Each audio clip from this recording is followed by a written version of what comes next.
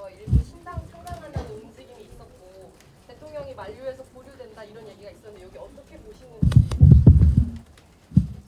윤석열 대통령을 과거로 놔드립시다. 그리고 우리는 미래로 갑시다.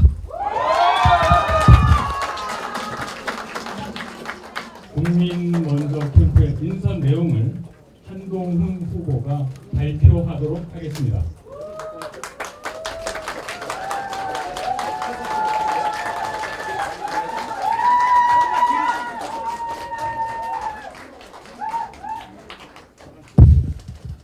안녕하십니까?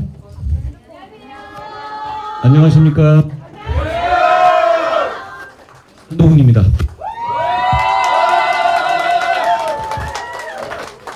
국민 먼저 캠프는 공동선대위원장 육선 조경태 의원과 감사원장을 역임하셨던 최재형 전 의원을 모셨습니다.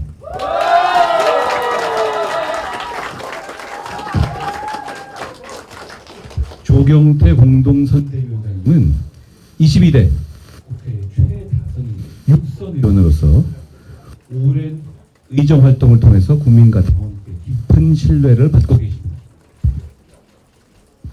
최재형 공동선대위원장님은 대한민국 제24대 감사원장과 21대 국회의원 그리고 20대 대통령 선거의 국민의힘 경선 후보를 지내셨습니다.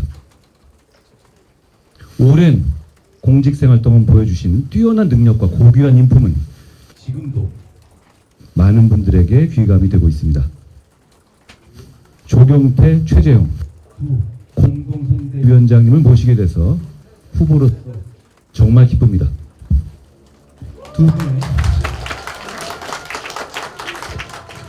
두 분의 말씀을 듣겠습니다. 조경태 위원장님 먼저. 원장님.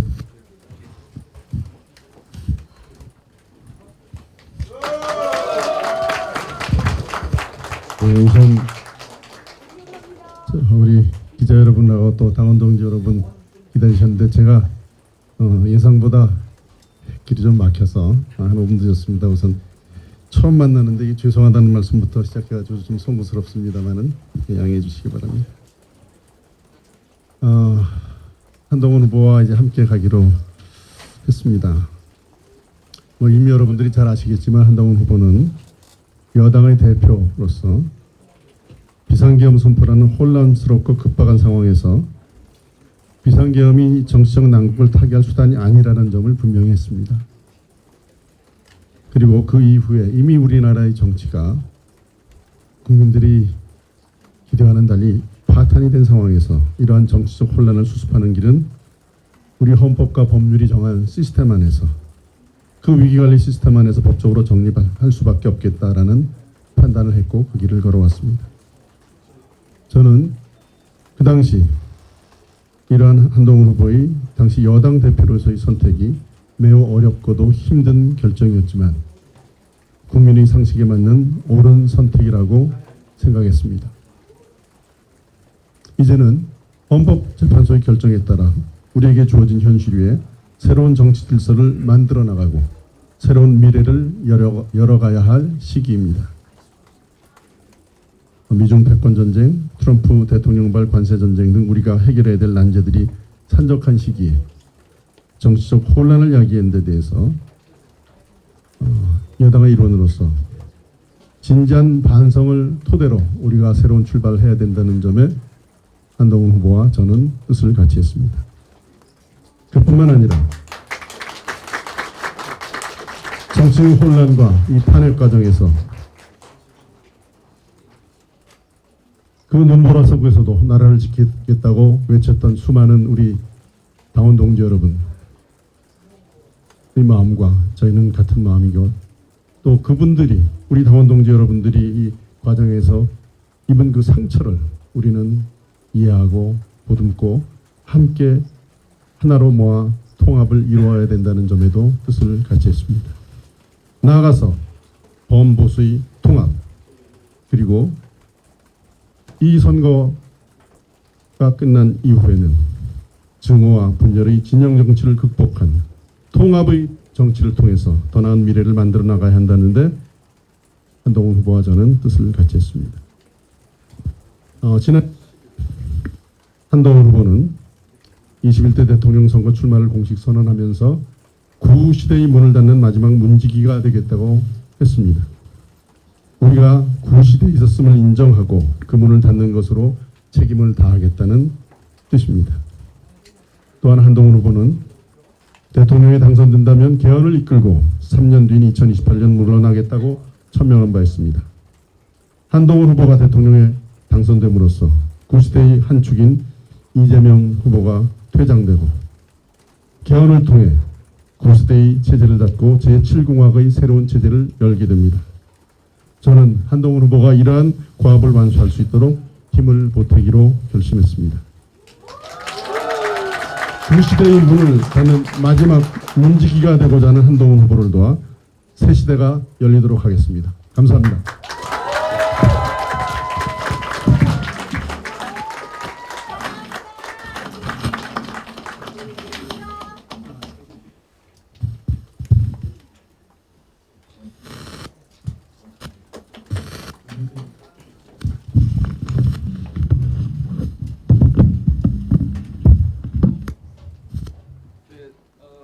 공동선대위원장을 맡게 된 조경태 의원입니다.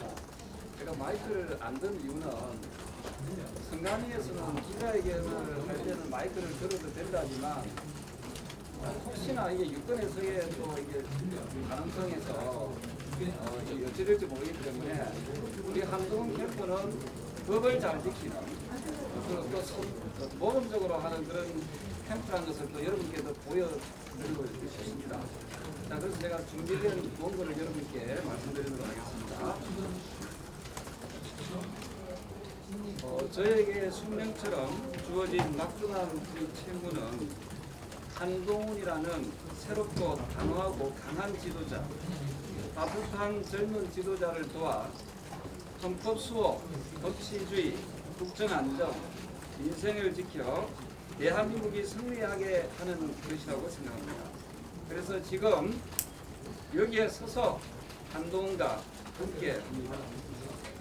함께 국가의 힘을 약하게 만드는 말을 거부합니다. 국민을 지키는 강한 국가를 만들겠습니다.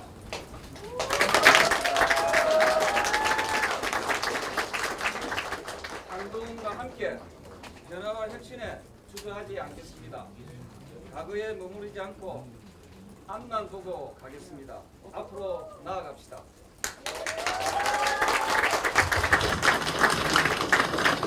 한동훈은 약탈을 외면하지 않습니다. 소외된 사람을 지나치지 않습니다. 힘든 삶을 모른 척하지 않습니다. 국민 모두가 함께 잘 사는 나라를 원합니다.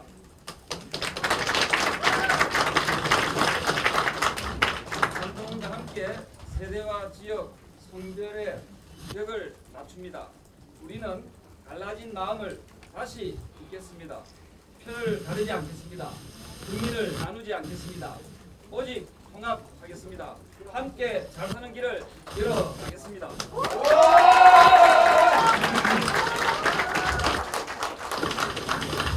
한동훈과 함께 따뜻한 도수, 따뜻한 대한민국을 만들겠습니다. 젊은 지도자, 강한 지도자, 따뜻한 지도자 한동훈을 반드시 대통령으로 만들어 빼앗긴 보수 정신을 되찾고 대한국민이 최종 승리하는 데 저의 작은 힘을 보태겠습니다. 감사합니다.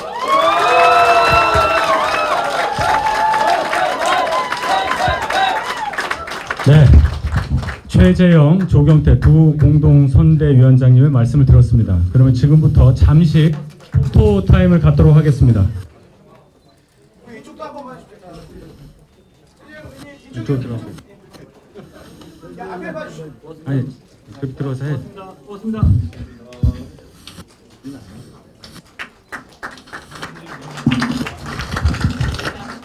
어떤 내용 발표를 마치겠습니다. 이어서 질의응답 시간을 갖도록 하겠습니다. 전 이렇게 많이 앉아 계시면 이 백불을 안 할 수가 없네요. 더우신데 고생 많으십니다. 저희 저희 캠프에 모든 분들이 다 오신 건 아니고요. 많은 의원님들이 오늘 의정 활동 때문에 상임위 등 의정 활동 때문에 상당수가 참여하지 못하셨습니다. 우리 국민 먼저 캠프는 일이 먼저입니다. 국민이 먼저입니다. 질문하실 분 계시면 네, 채널A 최승현입니다. 어제 그 대통령 변호인단에서 일부 신당 상당한다는 움직임이 있었고 대통령이 만류해서 보류된다 이런 얘기가 있었는데 여기 어떻게 보시는지. 윤석열 대통령을 과거로 놔드립시다. 그리고 우리는 미래로 갑시다.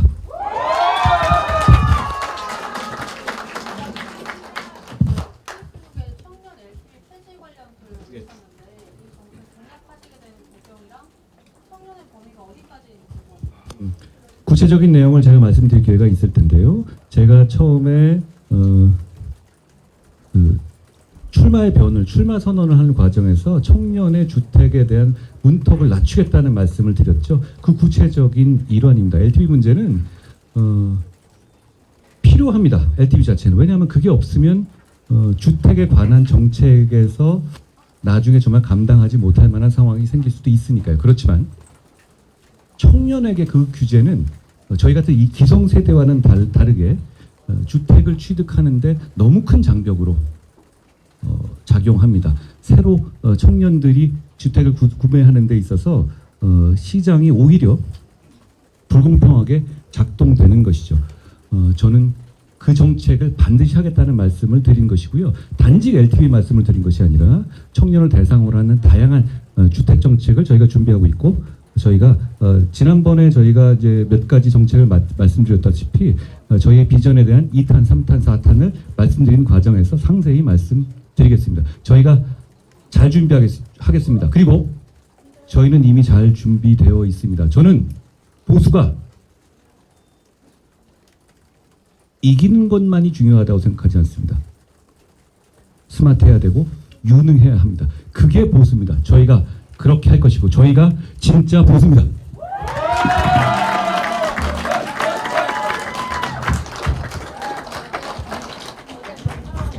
문재인 정부 통계 조작 관련 발표가 있었는데요.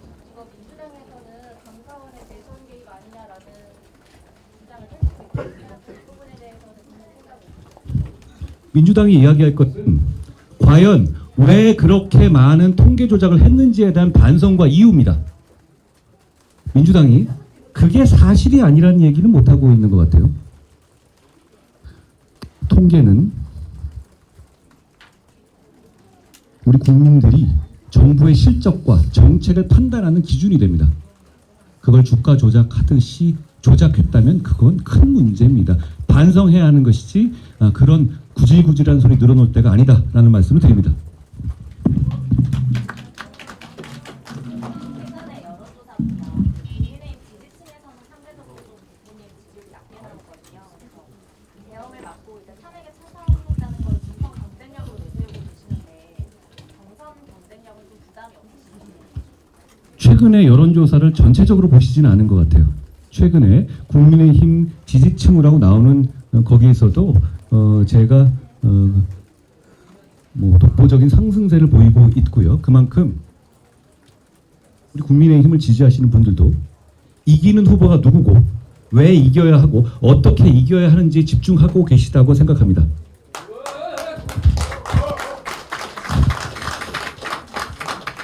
우리가 이깁니다. 그리고 계엄으로 치르게 된 선거입니다. 계엄을 적극적으로 옹호하거나 사실상 계엄은 별거 아니라고 하면서 사실상 계엄을 옹호한 사람들에게 국민들께서 승리를 안겨주시지 않을 겁니다. 왜냐하면 그로 인해서 탄핵에 찬성하는 여론의 비중이 전 국민을 기준으로 하면 압도적으로 높습니다.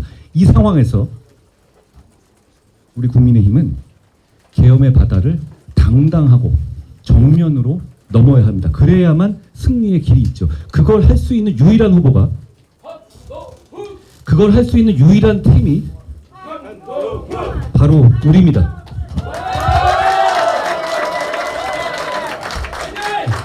혹시 그걸 할 수 있는 다른 팀이나 다른 후보가 있다면 말씀해 주십시오.